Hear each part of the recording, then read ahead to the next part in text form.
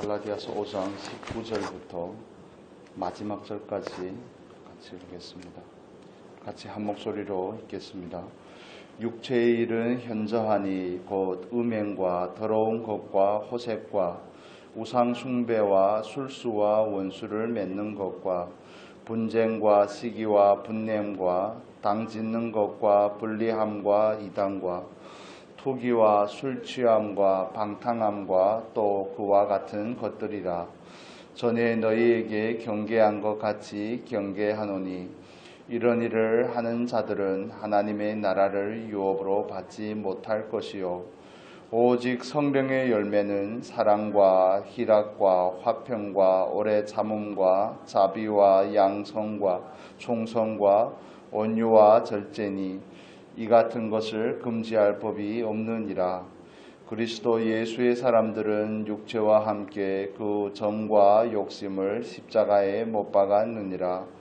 만일 우리가 성령으로 살면 또한 성령으로 행할지니 헛된 영광을 구하여 서로 격동하고 서로 투기하지 말지니라. 아멘. 갈라디아서 5장 16절부터 26절까지는 육체의 일과 성령의 일에 대해서 육체의 열매와 성령의 열매에 대해서 비교해서 말씀해 주고 있습니다. 여기서 먼저 우리가 육체의 일과 성령의 일에 대한 비교에 있어서 육체를 따라 살지 말아야 될 이유를 21절 하반절에서 말씀해 주고 있죠. 이런 일을 행하는 자들은 하나님의 나라를 유업으로 받지 못할 것이요 하나님께서 우리를 구원하시고 우리를 부르신 궁극적인 목적은 하나님의 나라를 상속해 하기 위함인 줄로 믿습니다. 우리에게 진정으로 주고자 하는 것은 하나님의 나라를 주시려고 하는 겁니다. 의와 평강의 그 나라를 우리에게 주시기를 원하는 것이 하나님의 뜻이고 하나님의 계획인 줄로 믿습니다. 우리는 영원한 그 나라에 가서 그 나라를 상속받을 뿐만 아니라 이 땅에서 그 나라의 백성이 되어서 그 나라의 백성의 삶을 살아가는 것을 연습하는 겁니다. 이 땅에서 자기 마음대로 살다가 그날에 하나님 앞에 가면 그 나라에 가면 그 나라의 생활 패턴이 몸에 전혀 익지 않아서 힘들 겁니다. 그런 우스갯소리도 하는데 우리가 성령을 따라서 행해야 될 이유에 대해서 분명하게 확실하게 정리가 되어야지 갈등이 좀 덜하지 않을까 하는 그런 생각이 듭니다. 성령으로 행하는 사람만이 하나님의 나라를 유업으로 받을 수 있기 때문에 이 부분에 있어서는 행함에 대한 부분을 강조하고 있습니다. 우리 25절 볼까요? 25절에 보면 이렇게 마무리를 합니다. 같이 읽겠습니다. 만일 우리가 성령으로 살면 또한 성령으로 행할지니 이 말씀의 뜻은 우리가 성령으로 인하여 살리심을 받았으면 성령으로 행하라고 이렇게 표현을 합니다. 여기서 성령을 따라 행하라고 하는 그 표현도 성령을 쫓으라 하는 그 표현과 똑같습니다. 그 원어적인 표현도 똑같습니다. 늘 내가 적극적으로 늘 내가 지금 현재라는 이 시간 안에서 쫓아가는 것입니다. 그래서 저와 여러분이 명확하게 해야 될 부분은 육체를 따라 살지 말아야 될 이유죠. 방금 말씀드린 것 같이 하나님 앞에 설 때 부끄러움이 없는 모습으로 서기 위함이 가장 큰 이유입니다. 물론 이 세상에서 살아가면서 선한 영향력을 미치고 예수 그리스도의 증인이 되고 하는 그 모든 삶도 중요하지만 그것이 궁극적인 결론은 하나님 앞에 섰을 때의 삶을 위해서 그러는 겁니다. 그 영원하게 저와 여러분에게 주어지는 그 영원한 나라에서의 그 처지와 입장에 대한 부분이 가장 중요하기 때문에 그렇습니다. 우리는 이렇게 근시안적인 그런 안목을 가지고 바라볼 것이 아니라 영원한 그 안목을 가지고 오늘의 삶을 해석하고 오늘의 삶을 바라볼 수 있는 그런 은혜가 있기를 바랍니다. 그래서 오늘을 살고 살지 못하고 물론 이런 게 중요하죠. 현재성을 가지고 말하면 중요하지만 그러나 우리는 궁극적인 결론을 가지고 오늘의 삶을 사는 겁니다. 골로새서 1장 13절의 말씀처럼 하나님께서 우리를 어두움에서 건져내서 그 사랑하는 아들의 나라로 옮기셨습니다. 우리는 예수 그리스도와 함께 보좌에 앉은 그 위치를 가지고 이 세상의 삶을 사는 겁니다. 이게 우리가 이 말씀이 얼마나 이해가 되실지 잘 모르겠지만 에베소서 2장 6절의 말씀 볼까요? 뒤로 넘기며 있습니다. 2장 6절 보면 여기서는 이렇게 분명히 말씀을 하죠. 5절과 6절 같이 읽겠습니다. 에베소서 2장 5절 6절 같이 읽습니다. 허물로 죽은 우리를 그리스도와 함께 살리셨고 너희가 은혜로 구원을 얻은 것이라. 또 함께 일으키사 그리스도 예수 안에서 함께 하늘에 앉히시니. 우리가 구원을 받았다는 의미는 하나님과 함께 하늘에 이미 앉아있는 그 위치를 확보한 것입니다. 그 위치를 가지고 이 세상의 삶을 그리스도인이라는 그 신분에 걸맞게 살아가려고 하는 것이 그리스도인의 삶입니다.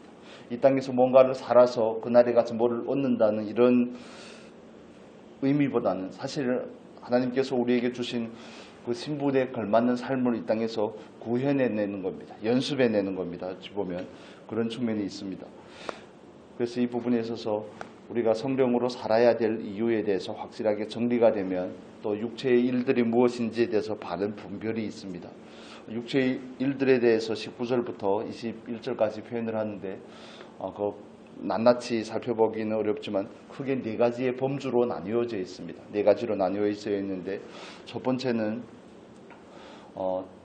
음욕에 관한 겁니다. 성적인 부분의 타락을 표현을 하는 단어가 음행과 더러운 것과 호색과 하는 이 부분이 음행과 관계가 있습니다.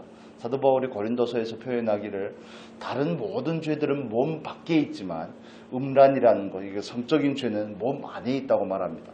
그래서 너희가 하나님의 성전인 줄 알지 못하느냐 이렇게 표현을 하는 것도 그 연장선에서 하는 얘기인데 육체의 일이 현저하게 드러나는 것은 이런 성적인 부분에서 그렇습니다.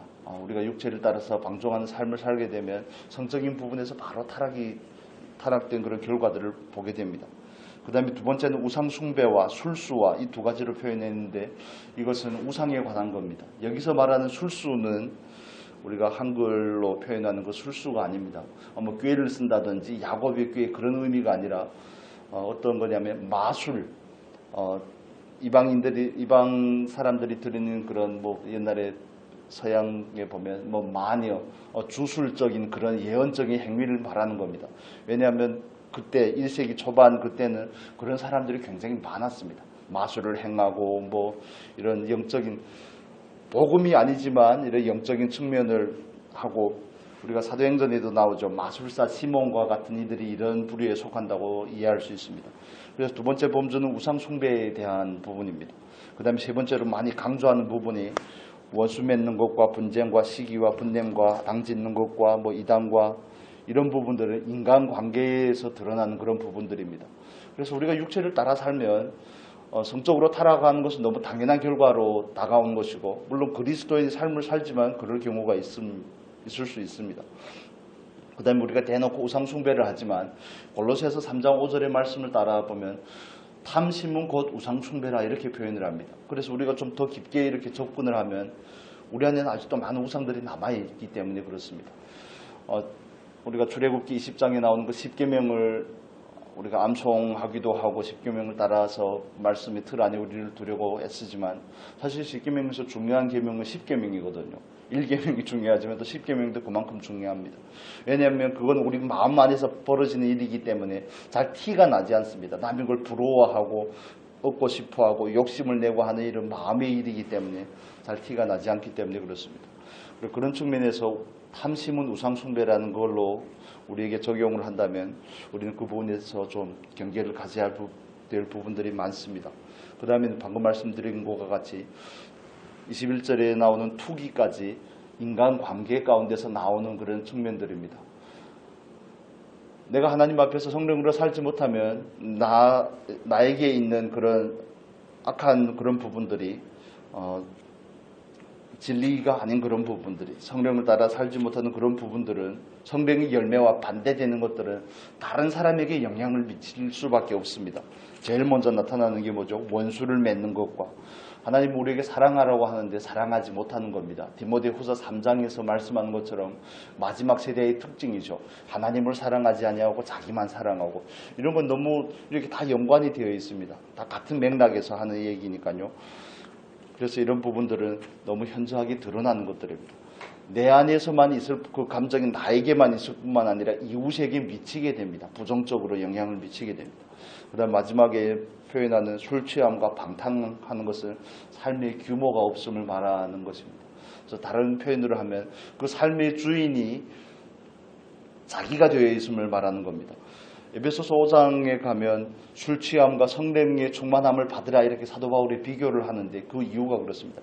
술에 취한 사람은 자기가 삶의 주체가 되어서 자기 삶을 방향을 이끌어 갈 수가 없습니다. 술에게 이끌림을 받는 것과 똑같죠. 그래서 이 부분에서 술 취함과 방탕함은 규모 없는 삶, 주인이 확정되지 않는 그런 삶에 대해서 우리에게 경고하고 있습니다. 네 가지 측면으로 다르게도 나눌 수 있지만 크게는 이렇게 나눌 수 있습니다. 그래서 육체의 일들이란 것은 늘 몸 밖에서 드러나는 부분들이 있습니다.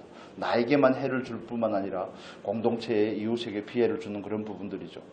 그래서 우리가 이런 삶이 저와 여러분의 삶을 통해서 이런 표현들이 나오면 즉각 알아차릴 수 있는 그런 은혜가 있기를 바랍니다. 내가 지금 성령으로 행하지 않고 있구나.